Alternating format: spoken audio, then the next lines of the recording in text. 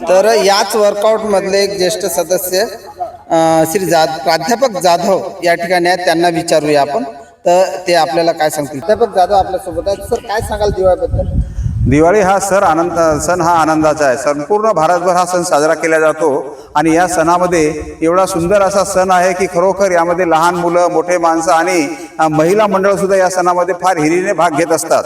आणि या सणामध्ये नवीन कपडे, गोडधोड खाणे आणि ह्या सर्व बाबी होत असतात. माझा नवीन मुलांना आणि तरुण मुलांना एकच संदेश आहे की आपण प्रदूषणमुक्त दिवाळी साजरी करावी आणि फटाके फोडायचे नाही. फटाके फोडला लहान मुलांना तरी ते आपल्या जीवाला आणि डोळ्यांना सांभाळून फोडावं, असे मी तरुण विद्यार्थ्यांना, मुलांना माझा संदेश राहील. आणि आपण नवीन तरुण हा सरांनी सांगितलेला आहे की व्यसनाच्या आहारी गेलेला आहे. आजचा तरुण पिढी हा व्यसनाच्या आहारी जाऊन एवढा खरोखर आपली जीवन आणि पिढी बर्बाद करत आहे की त्यांना माझा हा आवर्जून हा संदेश आहे की आपण व्यसनमुक्त आणि प्रदूषणमुक्त दिवाळी साजरी करावी आणि या दिवाळीचा आनंद संपूर्ण घ्यावा, हीच माझी या ठिकाणी तरुण पिढींना आव्हान आहे. आणि या एवढं बोलून माझे 2 शब्द थांबवतो. खूप चांगला संदेश दिला.